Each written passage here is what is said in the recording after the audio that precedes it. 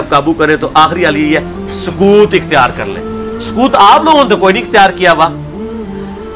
آپ کے سامنے جب صحابہ کرام کی توہین ہوتی ہے تو آپ کیوں شیعہ کو سمجھاتے ہیں؟ سکوت اختیار کریں نا.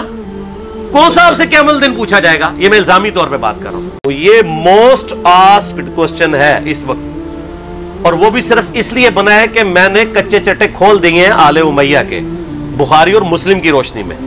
اب ان کو پڑ گئے ہیں ہاتھ پاؤں, تو اب یہ کہہ رہے ہیں سکوت اختیار کریں.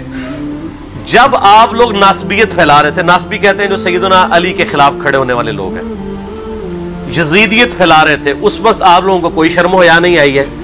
اس وقت اگر آپ کو کہتے بھی تھے سکوت اختیار کریں تو آپ کہتے تھے نہیں جی نہیں, یہ بڑا ضروری ہے, یہ آج کل بدعات پھیلی ہیں, ہم نے اس پہ بولنا ہے, یہ کرنا ہے. اب جب آپ کو آ کے کسی نے کنفرنٹ کرنا شروع کیا ہے اور آپ کا پورا کچا چٹا کھول کے بخاری مسلم کی روشنی میں یہ ریسرچ پیپر لکھ دیا ہے, 200 احادیث میں نے اس میں جمع کی ہیں اکثر بخاری مسلم سے, واقعہ کربلا کے پس منظر کے اوپر. یہ کربلا ایک دن میں نہیں ہوئی. اب ان کو پڑ گئے ہاتھ پاؤں اور یہ کہہ رہے ہیں وہ جی ایسی باتیں نہیں کرنی چاہیے. پہلے میں تو الزامی جواب اس کا دیتا ہوں, الزامی جواب پھکی والا, اینٹی وینم, لاجیکل آنسر اس لیے ضروری ہوتا ہے تاکہ دماغ میں ڈرل ہو, کوئی بات اندر داخل ہو. مجھے یہ بتائیں کہ ڈاکٹر ذاکر نائک نے جب 2009 کے اندر یزید کو رضی اللہ عنہ کہا, اس وقت کون کون سے علماء تھے اہل حدیث کے یا دیوبند کے؟ بریلویوں کو بھی تھے لیکن وہ بھی اپنی حاضری لگا رہے تھے, ان کو چھوڑ دیں.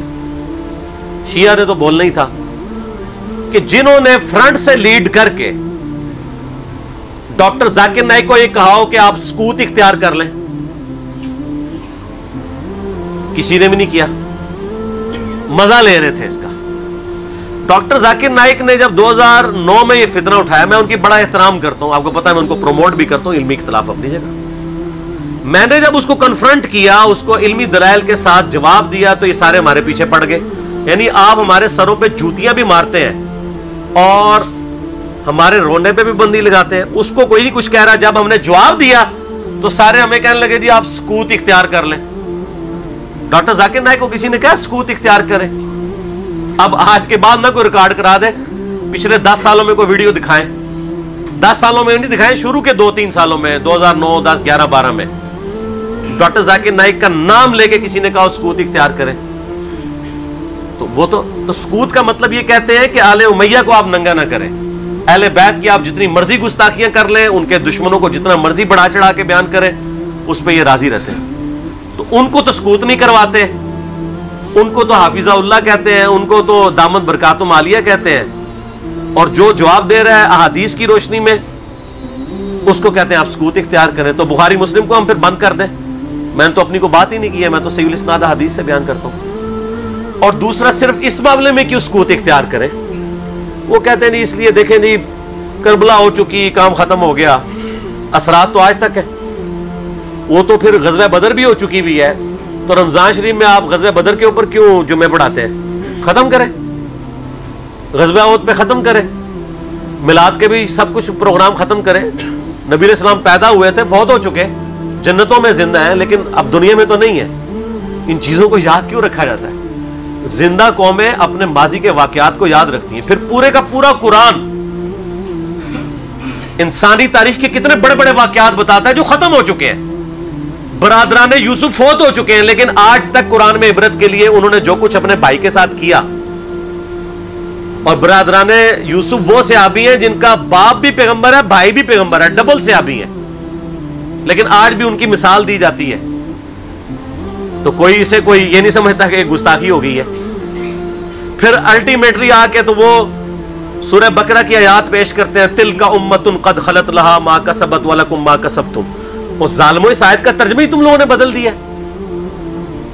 یہ تو کانٹیکسٹ سٹارٹ ہو رہا ہے کہ یہودی کہتے تھے ہم ابراہیمی ہیں, ہمیں ابراہیم کی نسبت کام آ جائے گی. تو اللہ نے فرمایا تلک امۃ قد خلت, وہ بڑی نیک امت تھی, وہ تو جا چکی ہے. لہا ما کسبت ولکم ما کسبتم, ان کے لیے ان کے نیک اعمال ہیں اور تمہارے لیے تمہارے نیک اعمال ہیں. لہا ما کسبت ہے, علیہا کے ساتھ نہیں ہے. علیہا ہو تو ان کی گناہ کا وبال ان پہ, تمہارے گناہ کا وبال تم پہ. ان نیکیوں کے لیے بات ہو رہی ہے کہ کسی پرانے بزرگوں کی نیکیاں تمہارے کام نہیں آئیں گی.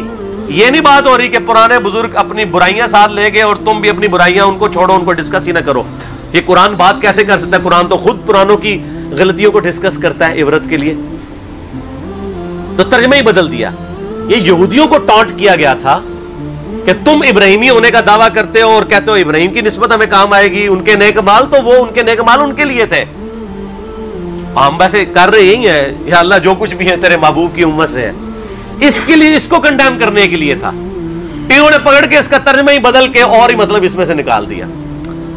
تو پھر اللہ تعالیٰ کی طرف سے بھی بندے چھوڑ دیے جاتے ہیں نا ایسے لوگوں پہ.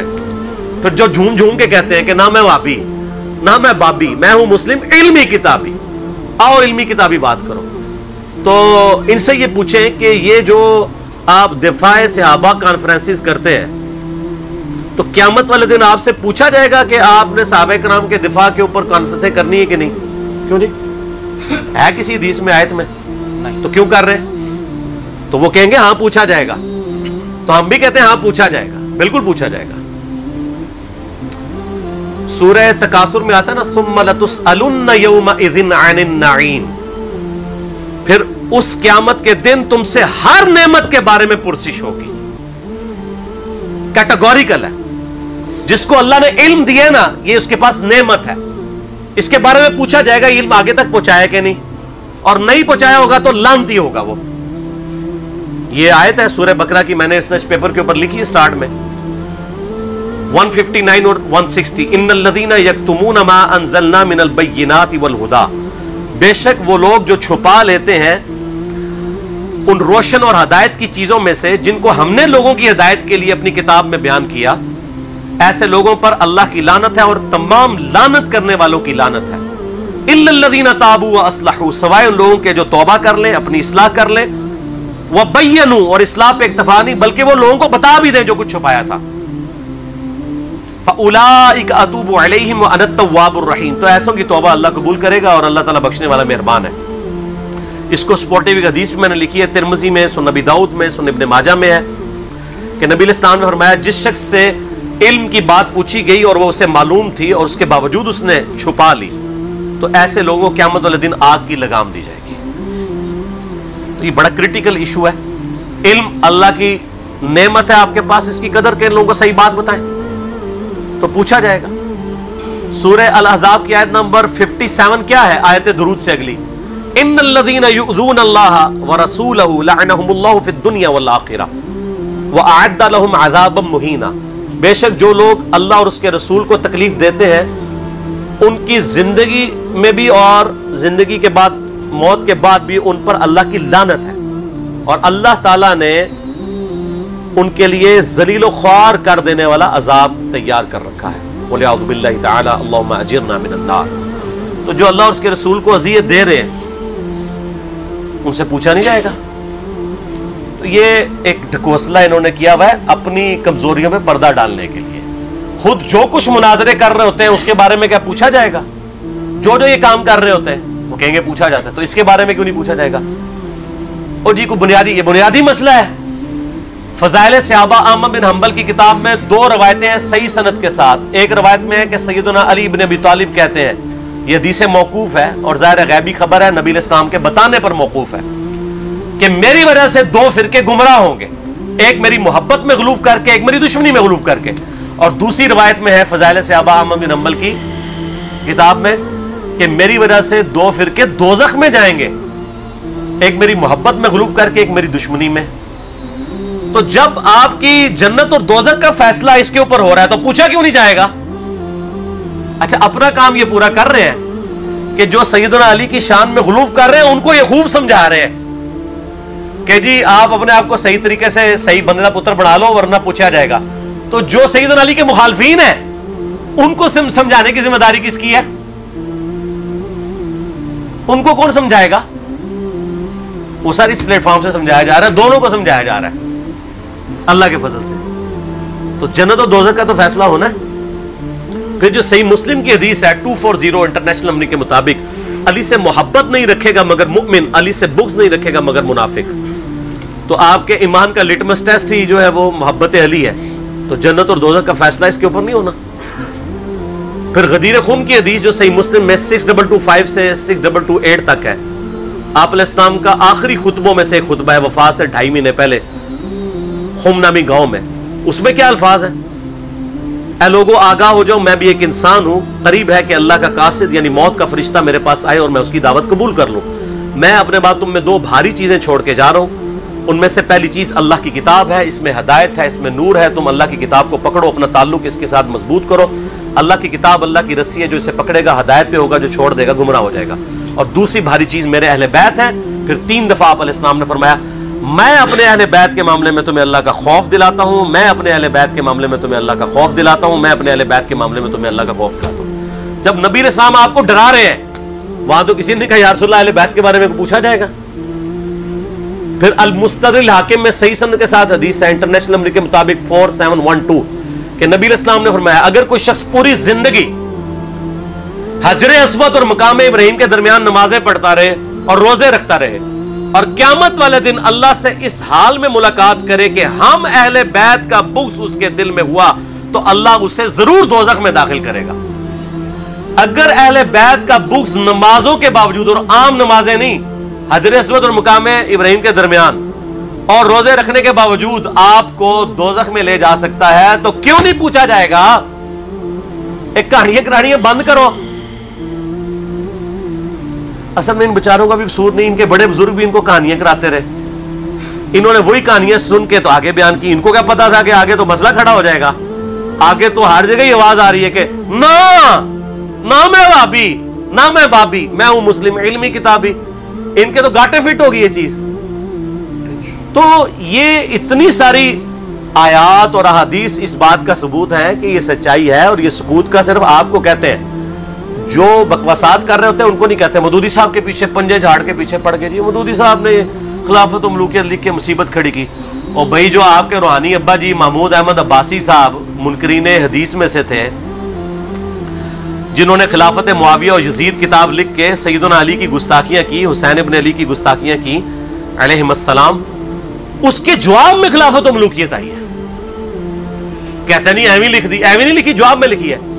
اور پھر سعودیہ کی فنڈنگ کے بعد یہاں پہ لوگوں نے جب حسین ابن علی کو نیچے کرنا شروع کیا اور یزید کو اوپر اور یزیدی پارٹی کو اوپر کرنا شروع کیا، تو پھر 5B آ گیا. آپ دیکھیں کبھی بھی انیشیٹو اہل بیت کے چاہنے والوں کی طرف سے نہیں لیا جاتا. یہ تو ہم جواب والی سائڈ پہ بیٹھے ہوتے ہیں، ہمیشہ یہ پنگا لیتے ہیں، ہم جواب دیتے ہیں. جب جواب دیتے ہیں ان کی ہوتی ہے ٹھکائی، پھر یہ کہتے ہیں سکوت اختیار کر لیں. سمجھ آ گئی آپ کو پوری گیم؟ یہ سکوت کا بات یہ کرتے ہی اس لیے ہے کہ ان کی ہوتی ہے ٹھکائی. ان کو تو یہ حدیثیں ضمنی نہیں ہوتی ہیں. اب یہ اپنے امام کو منہ نہیں دکھا سکتے، پھر ان کو بڑی مصیبت کھڑی ہو جاتی ہے کہ اب کیا کریں، کس طریقے سے آپ قابو کریں. تو آخری حل یہ ہے سکوت اختیار کر لیں. سکوت آپ لوگوں نے تو کوئی نہیں اختیار کیا ہوا. آپ کے سامنے جب صحابہ کرام کی توہین ہوتی ہے تو آپ کیوں شیعہ کو سمجھاتے ہیں؟ سکوت اختیار کریں نا. کون سا آپ سے قیامت دن پوچھا جائے گا؟ یہ میں الزامی طور پہ بات کر رہا ہوں. اور آپ کے بڑے بزرگ سیدنا علی اور حسین ابن علی کی گستاخیاں کریں، ان سے اپنے بغض کا اظہار کریں، جب ہم ان کو سمجھائیں تو ہمیں کہتے ہیں آپ سکوت اختیار کریں. تو سر یہ 2 نمبر پالیسی چھوڑ دیں. میں نے پہلے بھی ان کو کہا ہے کہ لوگ گھاس کھانا چھوڑ چکے ہیں. پہلے لوگوں کو آپ نے بے زبان بھیڑے بنایا ہوا تھا، اب لوگوں کے ہاتھ میں قرآن و حدیث آ گیا. اور اس ریسرچ پیپر کے بعد تو یقین کریں ان کے پلے کوئی شے نہیں رہی ہے. یہ ریسرچ پیپر آپ ضرور منگوا کے پڑھیں. ایکسٹرا آرڈنری ریسرچ پیپر ہے، انشاءاللہ آپ کو معاملات کلیئر ہو جائیں گے انشاءاللہ.